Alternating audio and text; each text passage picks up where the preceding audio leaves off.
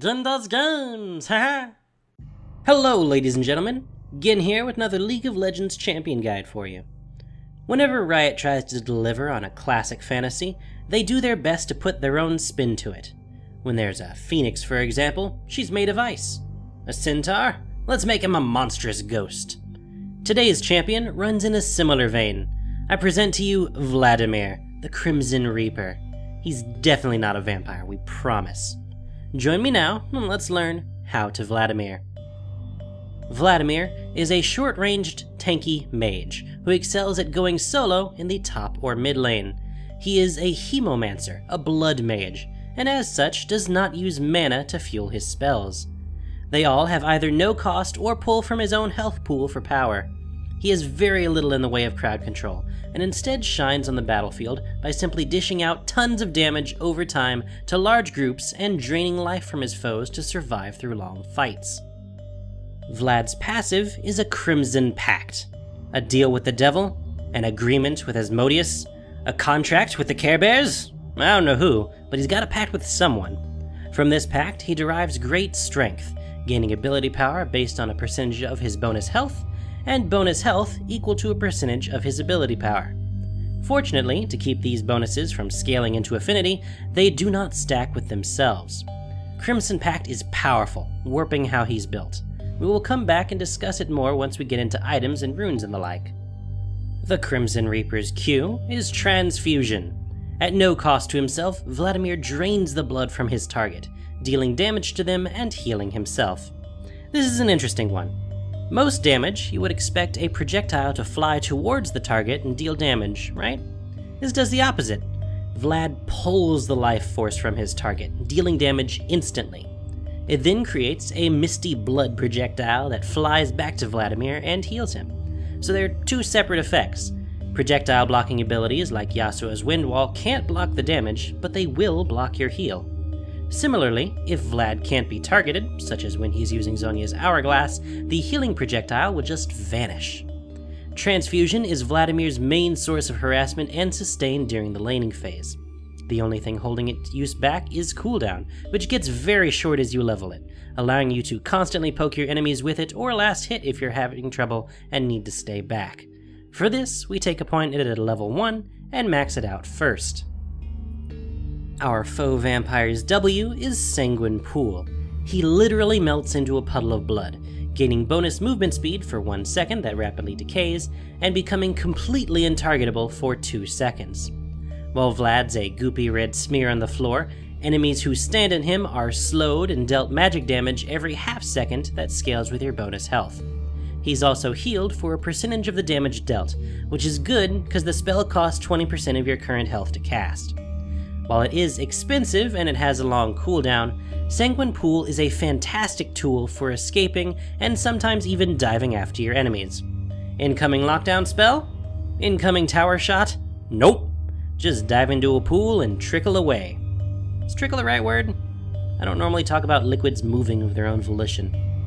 Either way, for the excellent utility it provides, take a point in this at level 2, but max it out last as extra points don't do too much for you. For his E, Vladimir unleashes Tides of Blood, draining a bit of his own health to deal damage to all enemies within range. Each time you cast Tides of Blood, you gain an empowered stack that lasts for 10 seconds and stacks up to 4 times. Each stack increases Vladimir's healing and regeneration effects by a percentage, and increases both the base damage and the cost of the spell by 25% per stack. The healing and regeneration, by the way, includes effects from your allies as well. The only thing it doesn't affect are lifesteal and spell vamp. Tides of Blood is Vladimir's main source of area damage, letting him push lanes with ridiculous speed and inflict massive harm upon your enemies in teamfights. While it is quite powerful, its health cost can be prohibitive in the early game, and it really starts to shine once the laning phase is over. Because of this, we'll take a point in it around level 4 and max it out second. Lastly, Vladimir's ultimate is his only skill shot. Hemoplague infects the enemies in the target area with a strange mystical virus that lasts for 5 seconds. While infected, they are weakened, taking 12% extra damage from all sources. Once the 5 seconds are up, those infected are dealt magic damage, which is itself amplified by this effect. Hemoplague is a fantastic way to open up a team fight.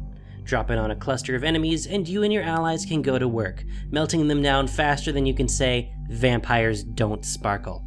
Take a point in it every chance you can. For summoner spells, Flash is pretty much always a great option. Vlad especially lacks mobility, so having that extra hop is always handy. Ghost is great for team fights, allowing you to keep up with all the mobile action and for escaping when you're alone. Heal combines well with his mini skills, especially his E, as its empowered stacks will increase the healing effect. It also acts as a miniature ghost, making it a useful potential replacement.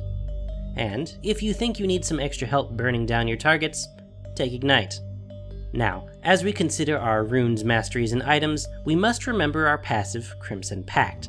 I only said percentages earlier, but as of this video, it adds 2.5% of your bonus health as ability power and 140% of your ability power as health.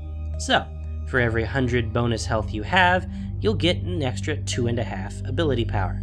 And for every 10 AP you have, you'll get 14 health. Anything that affects these two is therefore extra efficient on Vladimir.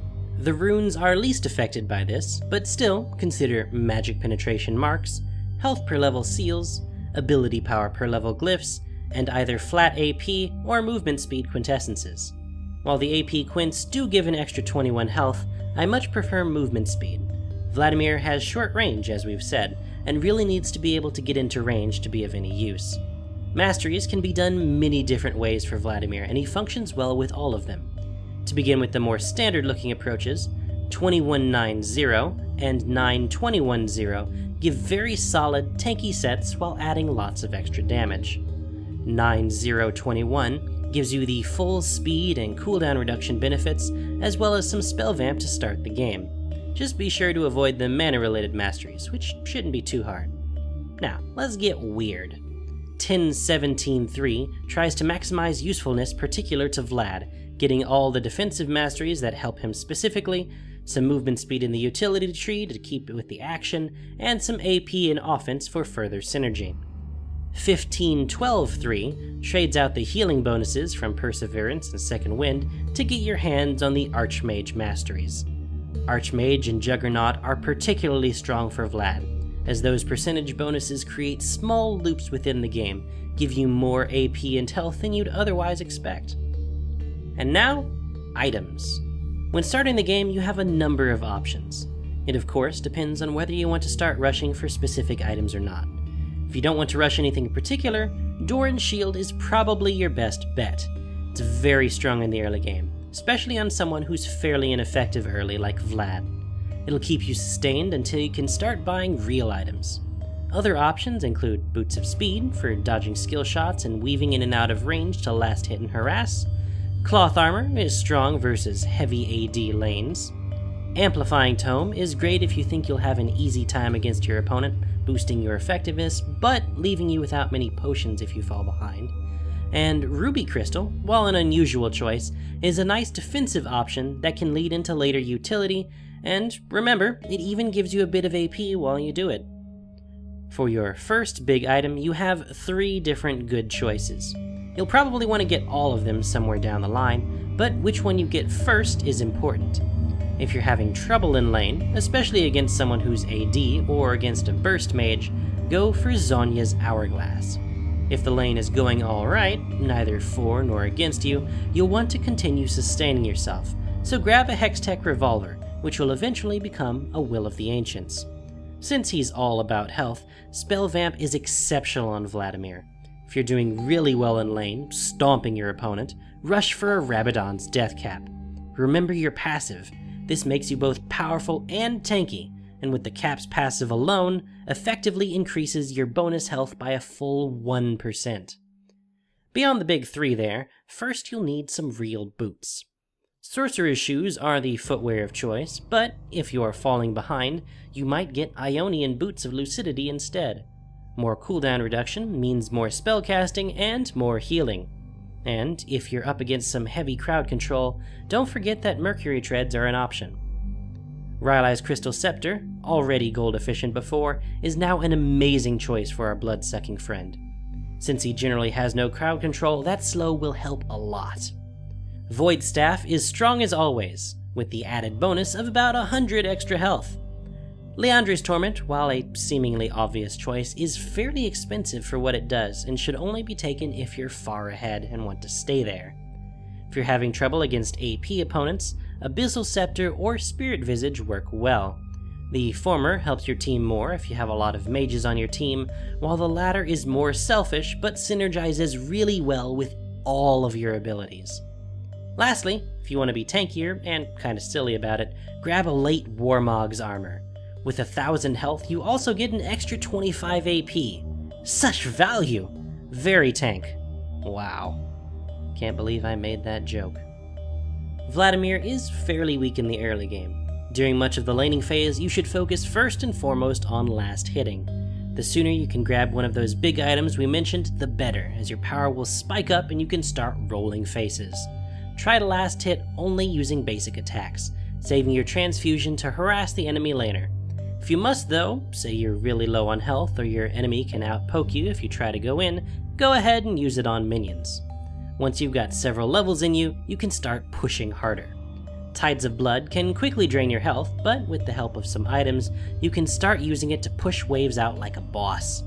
When there aren't any easy minions to take, you can head back to base and buy things, or hop into the jungle real quick for some easy gold and to top off your health. In the top lane especially, you can slip back to either the nearby white or golem camp depending on which side you're on. Once your lane's towers are cleared out, head to another lane to help and rinse and repeat. While he starts off weak, Vladimir scales up like a monster, potentially one of the strongest late-game champions around. Since he lacks the ability to hold enemies in place, he works best on a team with other initiators. Think Malphite or Sona, someone that can lock them down long enough for you to dive in afterwards and start dropping the beats down. Clustered team fights and tight enclosures are Vladimir's favorite places to feast on the blood of his foes. If you suspect a team fight will be starting shortly, start stacking up Tides of Blood. A full set of empowered stacks for a team fight will just melt whole clusters of enemies at once. You don't need an enemy nearby to use it, so you can stack as you run. The bonus health regen it gives will help make up for the damage you're taking. And once the stacks are full and you're waiting to start, only use the ability again right before the stacks vanish. That way you save your health longer. Once the fight starts, pick a target to focus. You'll deal massive damage in an area, but your Q can only hit one target. Lead in with Hemoplague, hitting as many champions as possible, hopefully 3 or more.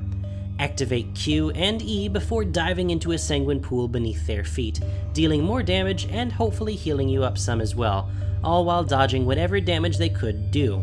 Once you resurface, drop your Q and E combo again. If you timed it just right, you should be able to fit in both sets of combos before Hemoplague's effect ends. If the fight's still going, a Zhonya's Hourglass will let you freeze again while you wait for your Transfusion and Tides of Blood to come back up. If they still aren't dead after all that, it won't be long now before you can do your Sanguine Pool diving trick again. Remember, with all this, try not to use Sanguine Pool or Zhonya's before the healing from Transfusion reaches you. Otherwise, it fizzles out and you don't get any of it. Vladimir is a powerful late-game bloodsucker. Keep your empowered stacks high and the damage flowing, and you will lead your team to victory. So, thanks for watching everyone. If you've enjoyed this guide, please let me know by hitting the like button. Speak up in the comments below if you have advice or questions. We're all here to learn.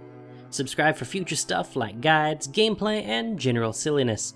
Follow me on Twitch for streams and Twitter and Facebook to see what else is going on. Till next time, I've been Gin, and you've been watching me talk about a video game. Now get out there and make your enemies kneel before Vlad. I feel it pumping through your veins. I've come to end you, release you from your pains. I'll make it swift, come closer, don't be shy.